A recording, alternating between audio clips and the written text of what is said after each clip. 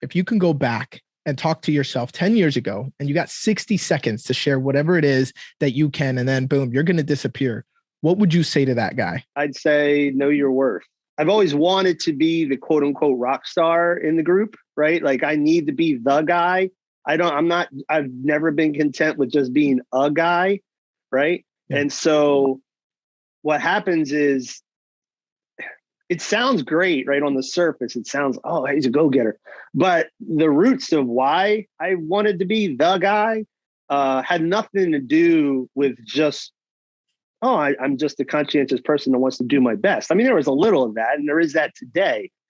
But if I'm being honest, back then, it was more about, this is how I prove what I'm worth. If I can't just be a member of the team, I need to be, or want to be, the best member of the team. Because if I'm the best member of the team, that means I'm worth that much more, right? Yeah. To them, and more importantly, to myself. Like it was a way of affirming my own self-worth. And so, I mean, honestly, I've grown up with self-worth issues all my life. I didn't realize it till later on. I remember when I took over as a COO of a company now that we acquired, but back then, when I became the COO of Triple X Church, that was a big step for me. And I had major anxiety issues for a couple months. And I struggled with anxiety in the past, but not on that level. That it was like crazy high, panic attacks. And got with a counselor finally, broke down and opted for a counselor, even though I was at that time, I was like, oh gosh, I don't need a counselor. But I broke down and went because I was desperate. Yeah. And, she said, hey, you know what you have? You have imposter syndrome. I was like, what's that? And she explained it. And I was like, yep, that's it. She said, this happens all the time with CEOs and professors and guys that run multi-million-dollar. She says, it's one of the most common things you'll run into is imposter syndrome. And it's just this idea that you don't think you're good enough for the role you've been given. And just going back, I mean, I'm sure we'll get into this, but that's a lot of the roots of my porn issues back when I was younger. I mean, that's everything. It's the understanding of what you're worth, and that your worth. And this would be, I guess, part B of that is know your worth, and also know that what you're worth is not determined by what you do or accomplish. Your worth is your worth. Like you're good because God said so. You're not good because of what you can do for him. He doesn't need you to do anything for him. He's more than capable to do whatever he wants on his own. Yeah. You're good because he simply said you're good. And that's what you got to understand is your worth doesn't come from these external things. It's not how many sales you make, or, how far you advance in the company, or how many people in the church look at you and think that, wow, they have a great marriage. Like none of that determines your worth. Yeah. And if you don't understand that, man, it'll jack you up, right? Because identity is so important to our journey in life. We have to have a really solid sense of identity. And if our identity is somehow based on our performance, you're screwed. I mean, honestly, you're just messed up, and it's gonna pan itself out, in the long run in all sorts of areas of your life, including addiction and things like that. Because at the end of the day, in the back of your head, that you never can measure up. You know that, but you're trying to, and so the stress of that constant tension of I need to be more, but I can't be more is haunting. Right. So then you have to do things to get your mind off that reality. Right.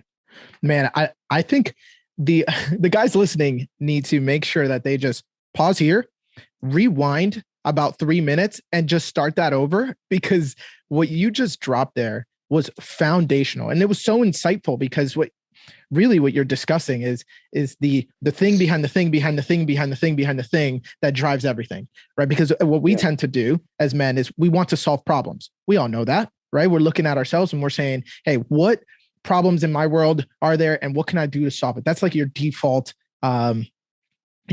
approach, which is, sometimes why we don't jive with our women when they just want to tell us about our problems and just want us to listen and not solve them. Okay. So you have all of these issues here. but you don't know where they're coming from. So here you are swatting at flies, right? So here's a metaphor. There's a bunch of flies in your living room. You're swatting at them because you're solving the issue right in front of you, but you're never looking behind you to freaking close the door that you left open.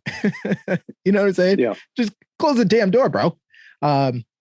So man, even just going back to you saying that a lot of what you were doing was to try to get that affirmation, try to prove your worth, and the imposter that was showing up every single day in your skin, right? Maybe some guys might want us to dissect that a little bit more, what that means. The imposter that's showing up as you, but not the real you. So let's peel that back a little bit. Talk to me a little bit more about the imposter, because I do want to dive into your book. You said you have coming out here in the next few weeks in February, When Shame Gets Real, and I think this has to do a lot with it. Am I wrong? Oh no, it has a lot to do with it. Yeah. Well, imposter. So the funny thing is, I was at church this week. I do go to church, and my pastor mentioned imposter syndrome, and he gave a definition, and I was like, that's not really exactly what. So that term imposter syndrome can be used in multiple ways. The way my therapist or counselor, whatever you want to call her, used it was more in the clinical way. So imposter syndrome is, and I actually give a definition of it in the book. I didn't come up with it. I mean, I found it and cited the proper sources, but I got to go off of memory here. But basically, the key word in that definition is despite. So it was basically, you think you're not good enough, or you don't deserve it, or, put in the negative thing, right? I can't do this. I can't accomplish this. I don't deserve this. All this stuff, right? And the key word in that definition is despite the evidence. That was it. Like, you've advanced in this company, you've gotten the promotions, and now you think you can't do it, despite the fact that you've done it all along. But you're convincing yourself that, no, I'm an imposter. I don't really deserve this role, even though you've earned that role all the way along. So that's what imposter syndrome from a clinical perspective refers to. Right. But I think in terms of what we're talking about, what happens is, where does that imposter syndrome come from? Right. Yeah. And so it's, you might deserve that role, but why do you feel like you don't deserve that role? And then that gets into those formative years and these patterns that we've developed, where it's, I'm just fooling everybody. I can't, I need to be more. I need to be more. I need to be more. And the reality is, I talk about this in the book too, but yes, you can be more, right? You can sell more, you can do more, you can lead better. Don't get me wrong. We can always, self-improvement is a huge aspect of life. We should always be looking to improve ourselves, right? So I'm not bashing self-improvement, but the reality is, there's a ceiling, right? You're only going to get so far. You can only become that much more, because we're limited, because we kind of messed up, right? A few thousand years ago, whatever your theology says. I mean, that's the bottom line, right? And that's why, not to get preachy here, but that's why God sent Jesus, is because he knew we couldn't ever be that much more, right? Yeah. So he's like, hey, look, I got the solution. This guy, he can be more for you. Exactly. But the reality is, we're way too prideful, even though it doesn't come across as pride, consciously. Yeah. The reality is, we're way too prideful to accept that truth. So it's like, no, I don't need that. Let me prove myself. And God's like, dude, you're only going to get so far, buddy. You'll never prove yourself, unfortunately.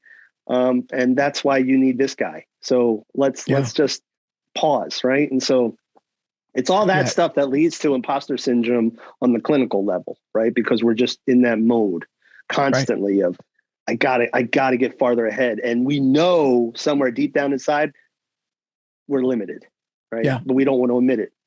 Man, you put such good vocabulary around that right there. And guys, I really want you to pay attention to that, because I feel like, you don't have to know much about nutrition to understand that if you ate microwavable food for breakfast, lunch, and dinner, you're not living a very healthy lifestyle, right? There's no fresh vegetables, there's no fresh fruits, there's no freshness in your life. It's just all microwavable 90-second foods that's been processed and has a bunch of additives in it. All right. But it's easy, right? It's not life-giving, but it's easy. And I think that's what happens when a man shows up to different areas of his life and he says he has a choice. It's this Jesus figure that has been maybe, painted to you in a way that's maybe not, it's not awesome. Maybe there was a lot of shame in it. Maybe there was a lot of religion, a lot of rules, a lot of whatever. Maybe you're just completely not wanting to do anything with Jesus or the church. Or maybe you just don't know. But either way, you have a choice between this way that Jesus proposed, right, of life, of freedom, right, of easiness, of in terms of the burden that you carry, being able to give it over and carry a lighter yoke, of picking up your cross really daily, but also following him so you're not lost, you're not wandering, or the microwavable stuff that we get to do every single day, like show up to work, get my identity from work, right? Show up and get some achievement by doing a little bit more work and get a little bit of a 90-second meal there, right? And then maybe we progress a little bit more and I have some more achievement at some, I don't know, sports team.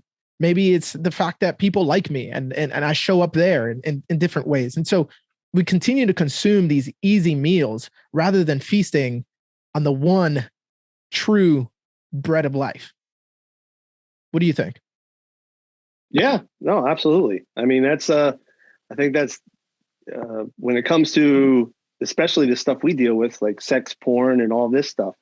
Yeah. In fact, we're putting out a blog post this week, so I don't know when this is airing, but as I'm talking to you, a blog post is going out this week, and the title of the blog post is short-term pain versus long-term gain. And I talk about the idea of when it comes to sex, porn, and masturbation, that this principle applies in everything. Like you said, it applies in fitness perfectly, right? We understand this in the fitness world. No pain, no gain. It's a cliche saying, but it's so true. Yeah. So we get that in the fitness world. But when it comes to dealing with sensitive topics like porn, masturbation, sex, and all this other stuff, we don't follow the same advice, right? We go for what's easy, what's simple, what's non-uncomfortable, right? And so we go for these short, quick fixes rather than dealing with the real stuff, right? The stuff that can be a little messy, can be a little dirty, can be a little uncomfortable, can be a lot uncomfortable, really. But we don't want to go there because it's a lot of short-term pain, right? But we don't see the long-term damage that it does. And it does a lot of long-term damage because you're, again, back to the screen door, right? You're never going to the source of the issues and you're never getting honest about these things. Like, it's funny. We have parents write in a lot, right? And they say, hey, how do I talk to my kid about this? And what do I do with my kid about this? And what do I do what's the best way to help my kid stay off of porn? And I don't know how many of them like my advice. They probably don't. But I tell them, like, listen, first of all, you're never going to keep your kid away from porn. Okay. It's going to find him eventually. Just know that. Right. So if you're spending all your efforts trying to insulate him or her, you're failing. You're failing. Right. It's going to happen no matter what. So what you need to do is spend less effort trying to insulate and protect your children and more effort just being honest with them and inviting the conversations that are going to happen. It's just saying, hey, this is going to happen, or this did happen. Let's talk about it. No shame, no punishment, no judgment. I'm not going to call you a dirty little this, no, let's just be honest about it. What happened? How did it make you feel? What are that sort of thing. And, that's the type of relationship I try to have with my kids, especially my son.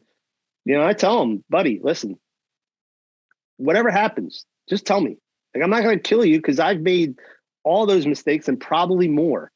But at least give me the opportunity to discuss it with you before you make some decisions, because there's a lot of long-term problems you could cause yourself that you don't realize now. And he's super honest with me. I mean, he tells me some stuff that I would never tell my dad, but he just, Dad, I'll tell you this and blah, blah, blah. And we have a good talk about it, That's awesome. That's awesome. So the best thing you can do as a parent is talk and honesty. Don't freak out, right? Yeah. You might want to freak out, but don't freak out, right? Yeah. Just, okay. Hey, let's talk about this. Yeah. And I guess maybe even just applying it to ourselves, like, okay, I'm trying to walk away from lust and temptation and porn. And the best I know to do is to put up horse blinders around me so that I just don't see it. I just don't see it. I just avoid it. If I don't see it, it's not there. But long and behold, you're on Instagram at 2:00 in the morning scrolling, and it just so happens that Instagram's algorithm has got you, bro. It got you once again, and it just showed you the right picture at the right time so that when you stop that scroll, you gave it a signal that it should continue to show you those pictures, and maybe at a cyclic rate, so that 30 minutes later, you actually go to bed, finally, full of shame, full of regret, and not feeling fulfilled at all. And so maybe a perfect segue just to dialogue a little bit more about your book, When Shame Gets Real. Like, why this book? Why is this important for today? And what's your core message in it? So it's the full title is When Shame Gets Real, a new way to talk about sex, porn, and masturbation. But I mean, honestly, the stuff I talk about in a book could apply to any area of shame in our life. I tried to write it in such a way where it really rang true with our core audiences and the people I've worked with the most. But it's kind of like, hey, this is how we have to deal with shame in our life. This is why shame is destructive.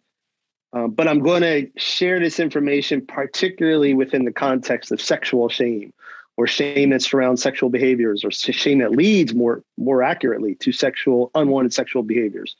And the reason I wrote that book, well, I mean, the real reason is a publisher approached me and said, "Hey, do you want to write a book? I really like the way you write." And I said, "All right," because to be honest, I got with ministry and all the different things we do, that was always a bucket list pet project. Hey, that'd be fun, but I never was going to do it because write it, market it, self-publish versus and then have to market it. No, I got too many things to do.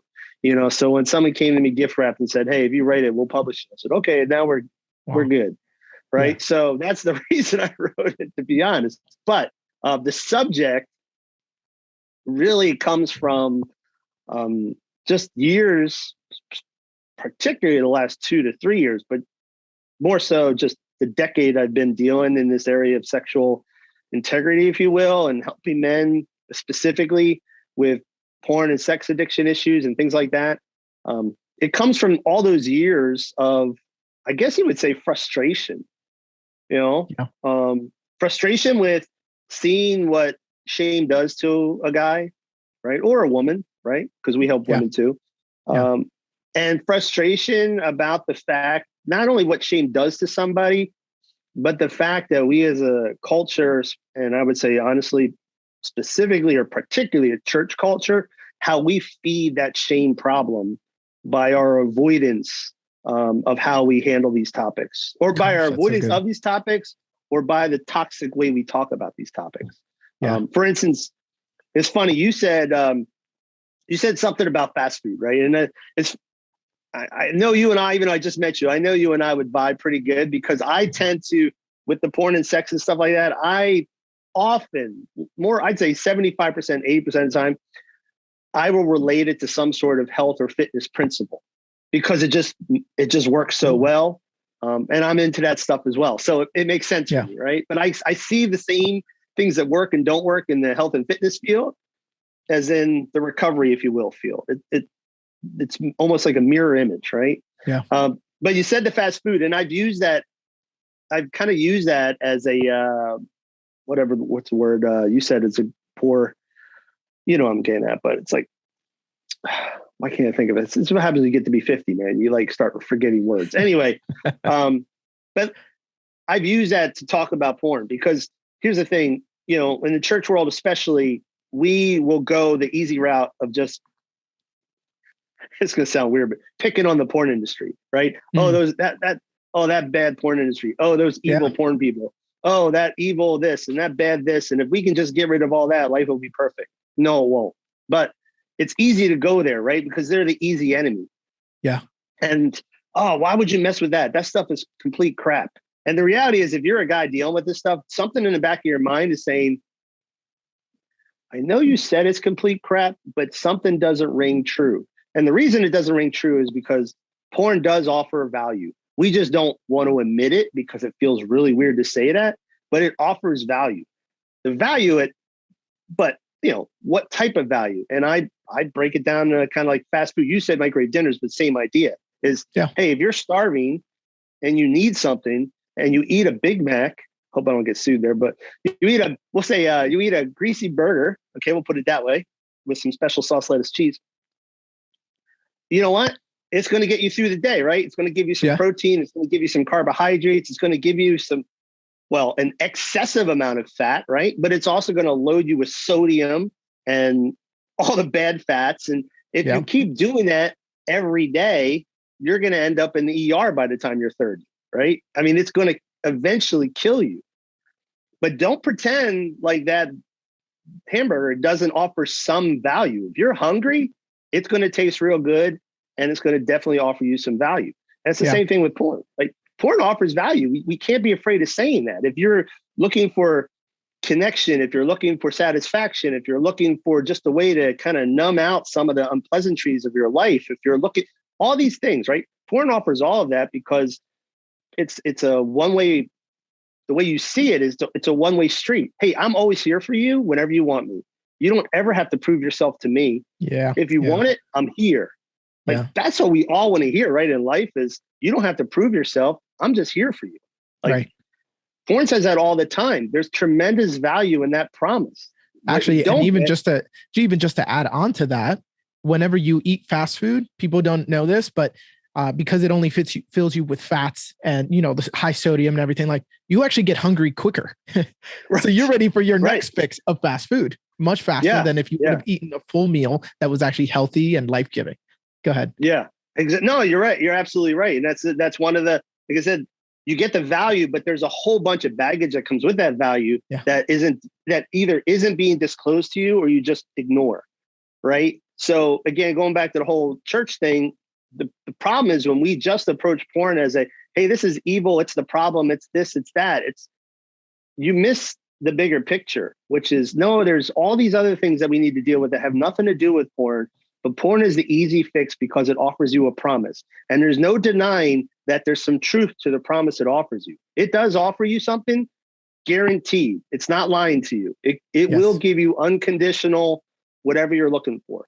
The problem is there's a bunch of stuff that comes along with it that you need to know about. But if we don't even want to tackle that topic, we're not going to educate guys on it, right? They're not going to know, or women. I don't want to be sexist, like men or women. Like, we're not going to educate them on, hey, this is, yes, it gives you something, but it gives you a lot of other somethings that you don't necessarily want. So let's jump into those conversations. And so back to your original question, that's why the book, because I'm just tired of seeing these things where it's this, like I said, it's culture at large, but specifically church culture, where we just don't want to get into these topics because they either produce a lot of shame in us, or we feel a lot of shame. And so therefore we already feel a lot of shame around that area in our life. So we don't feel empowered to even discuss it. Right. Yeah, man, it's so funny because the way that the church does look at it, it's almost as if they are surprised that the world is acting like the world. Like, oh my gosh, the world is being the world. They are actually doing things that are evil, and they are doing things that are not right. And yeah, you're right. We pick on that. We address the world as the world, and we don't do the hard conversations. When and I know that there's a book out there that's called Sex, Jesus, and the Conversation the Church Forgot, or forgot to have, something like that. And it just goes into that same idea of the fact that, hey guys, I know this is kind of scary, and there are parents who are contacting you for a reason, wanting to know a little bit more about, hey, how can I deal with this with my children? Because I never really had it under control for me, and my dad never had it under control for him, right? So it's all this generational stuff showing up. How can I do better? How can I do better?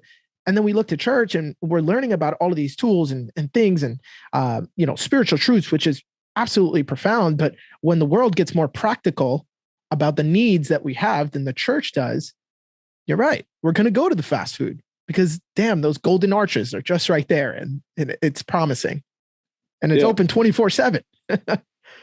Absolutely. 24/7 is correct.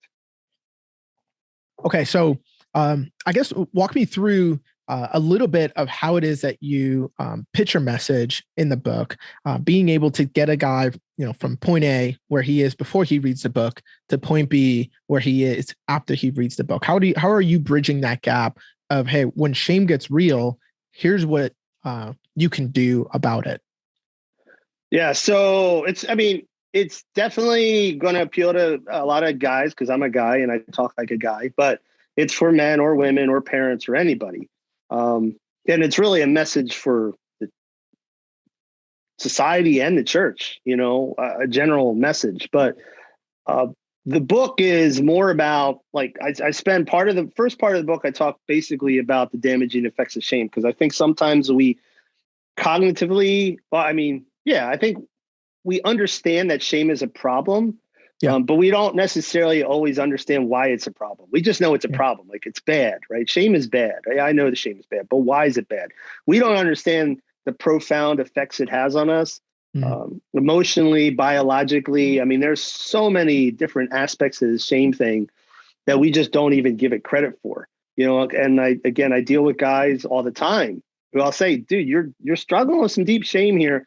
You need to get past that. And sometimes their replies are, yeah, I know it's not good, but I just don't see any other options. Like, no, I think if you understood how not good it is, you would make it more of a priority to get past, because you don't understand it's contributing to all sorts of problems that you're not even giving it credit for. So a lot of the book, I'd say about a third of the book I spend focused on that conversation. Then I talk about basically how it plays out in the world we live in, in church, in our families, in social media, and all these things. Like, how does the shame cycle get perpetuated, and where do we see it happening? And then the last part of the book is more about some of the practical aspects of how do you navigate shame moments in your life, right? But the reality is, and I tell them this in the book, there's a chapter called Deep Work. And I said, look, this is how you navigate it, but let's not pretend like you're going to read this book, put it down, and be fine. You still have to get to some of the root issues of why you feel shame in the first place. Stuff like we were talking about with worth and all this. And that requires some extended deep work, right? Like, that might require some counseling. That might require whatever, right? Coaching, it's going to require some other things. This is not an easy fix, but once you can get to some of the root issues of where that shame comes from, then, now you have some of the practical tools, if you will, to navigate those moments. Because even if you not solve, but because you never solve it, but even if you address the roots of shame in your life, the reality is you're still going to have moments where it's going to creep up its head. It's just a natural thing. We all feel shame at times. And so it's like, okay, now I know where it comes from. How do I practically walk through this moment? And part of practically walking through that moment is understanding where it came from, right? Now, because now you're in a better position. But if you don't know where it came from, it's going to be really hard to get through those moments. Yeah. Yeah. Wow. I'm thinking of what the Marine Corps teaches commanders as they are about to take troops into battle.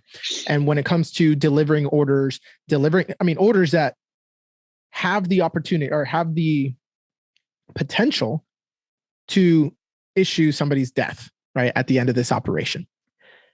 And so a commander is taught to engage in deliberate planning. One of the things that we get to do is battle space analysis.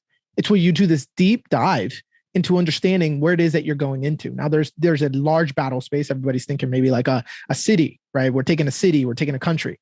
But there's also the micro terrains, right? So if my job is just to take that hill, and I have to do a battle space analysis of my route to, and then the hill and what lies beyond it, I'm going to do a deep dive into what is driving this, the kinetic activity here on this hill. Why is this important? Where is the enemy flanking me from? Or where is he last known to be? I'm going to pay attention to my troops as well and how I can come in and affect the battle space.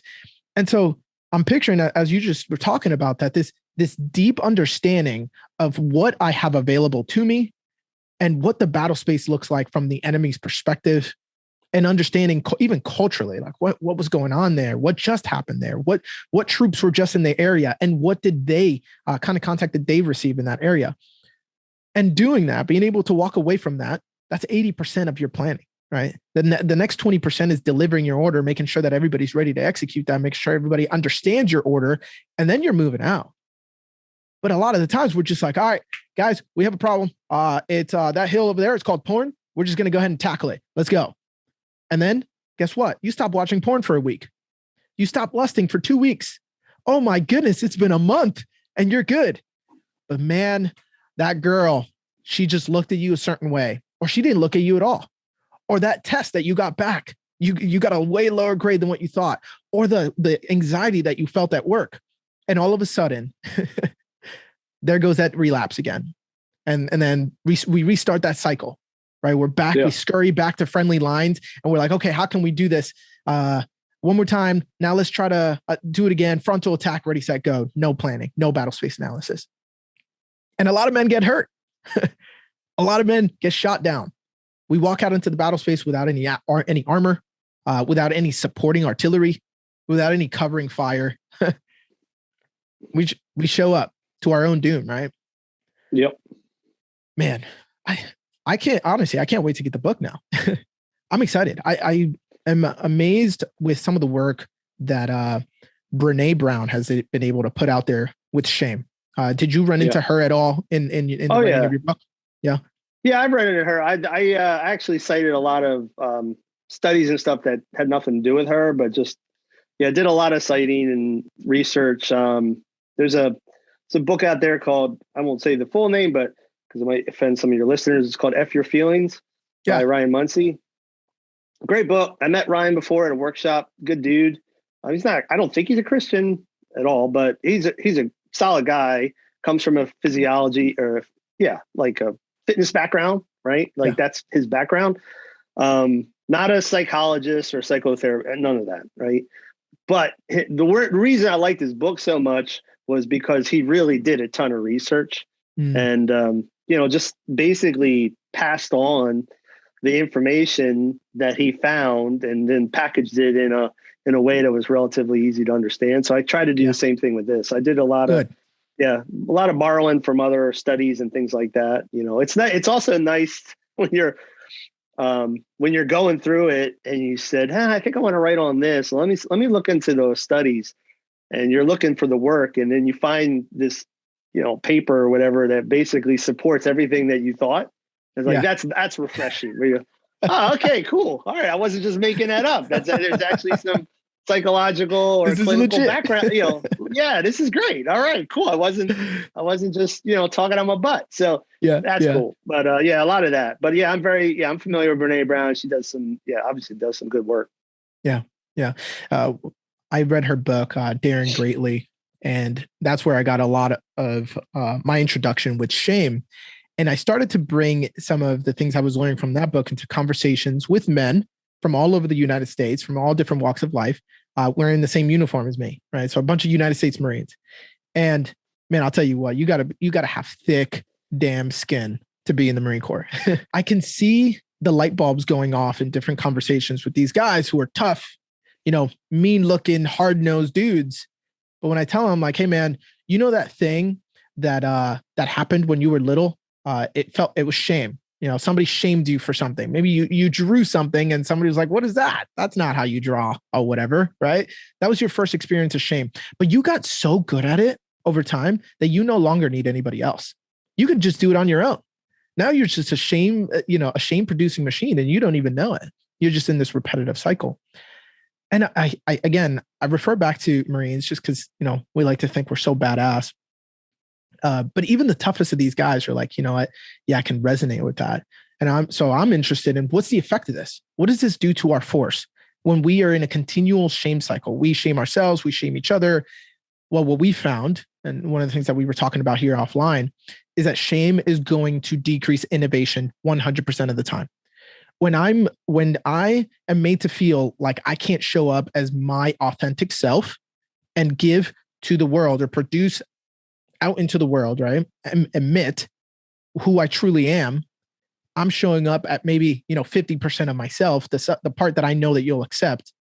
There's this deep part of me that is left completely untalked about, untended to, uncultivated. And I'm not bringing that out. That might actually be the one trick that we need to be able to, again, get over that hill. Give you an example real quick, and then I want to hear your thoughts. There's a gunnery sergeant out in the middle of freaking Iraq. They're on a convoy, and for hours, right? So they're driving trucks from point A to point B. They've already taken contact in the last city, and they're trying to move quick.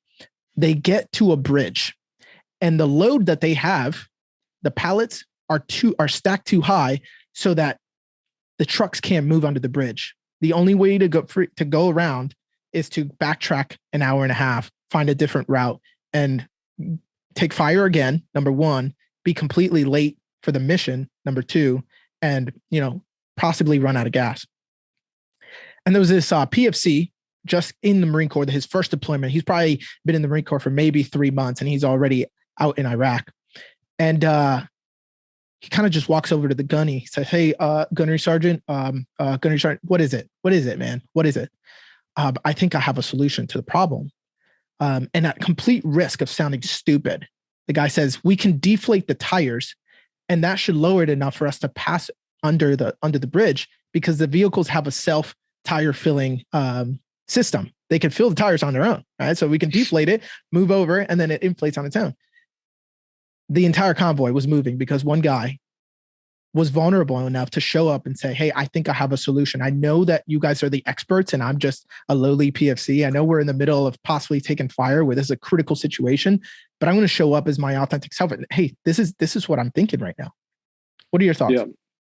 Yeah, no, I mean, I agree. I think it's, a lack of fear of rejection that led to that moment, and it's, when you have, and this goes outside again, like I said, even though I talk a lot about the sex and porn masturbation angle of things, the book really is meant to help anyone dealing with some shame stuff, because it all really applies.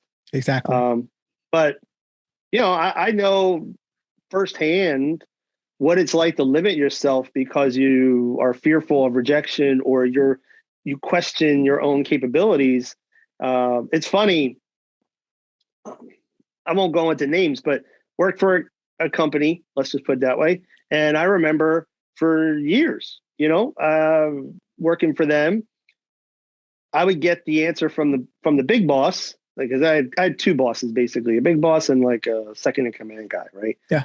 And I remember the big boss would say, "Oh, leave it to," I'll just use the name Tim. "Leave it to Tim. Let Tim handle the numbers. You're not a numbers guy, Carl." Okay.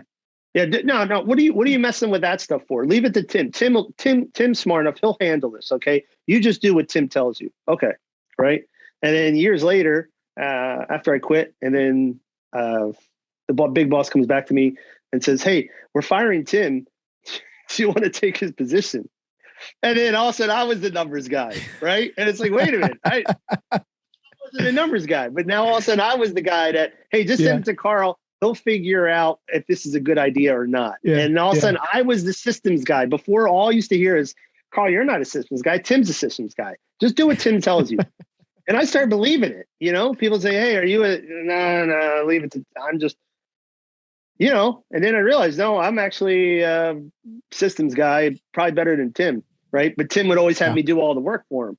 So, and then just another story from the same guy. What was funny is, fast forward, he sent I was part of a mastermind with him and some other guys. So he sends this question out. He said, or this series of questions out to all the guys in the group.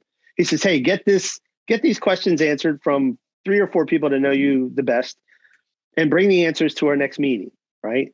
And so one of the questions was, "What do you do best? Like, what are you a ninja at, basically?" Right.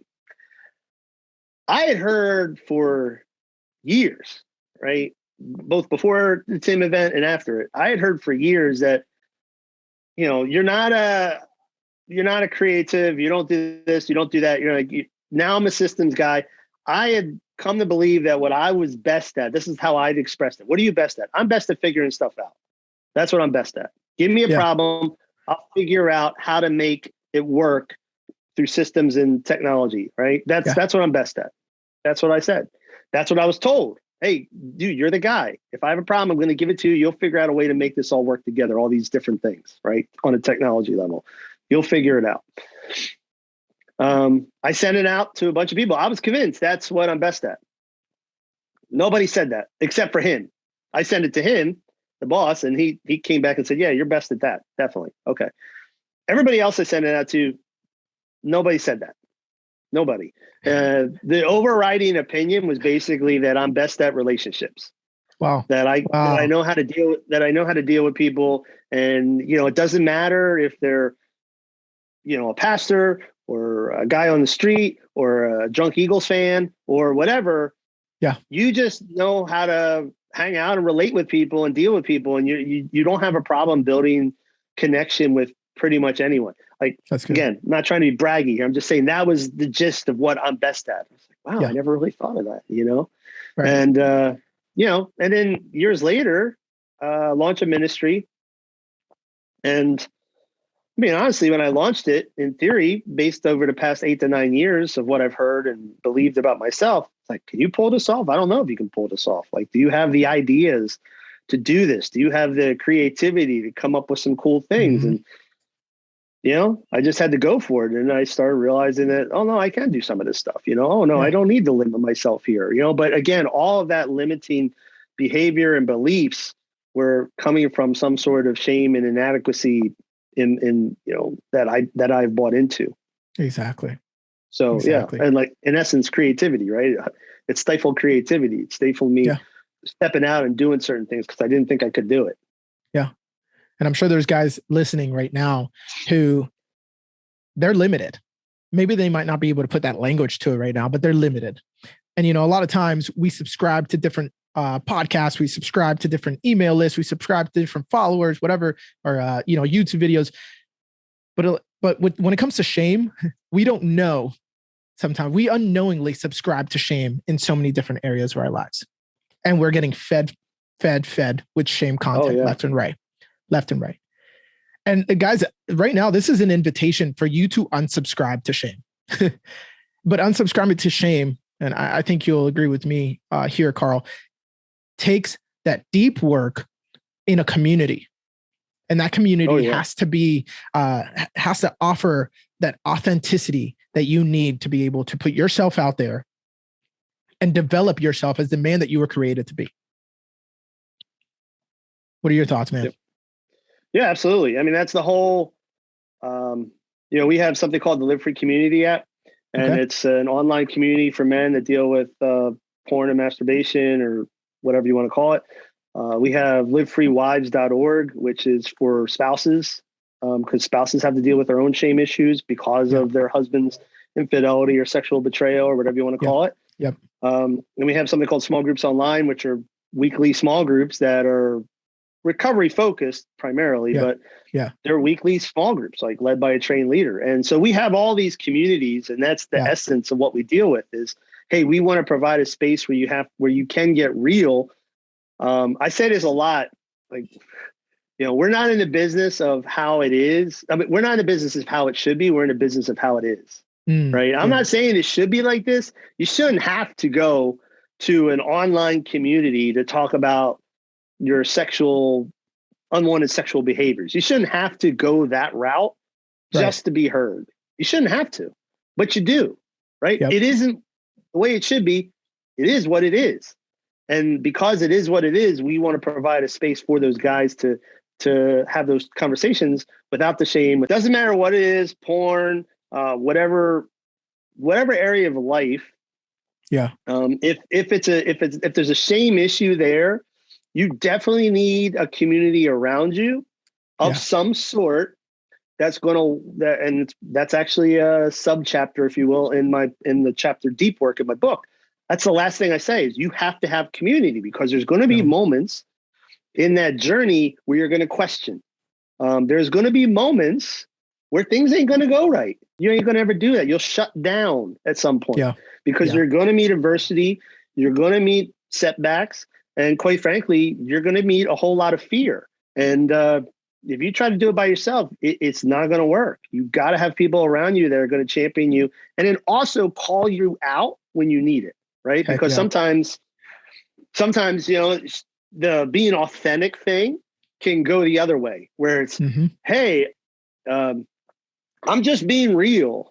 And like, no, that's your example, or that's your excuse for being an asshole, right? Yeah. But I'm just being real. No.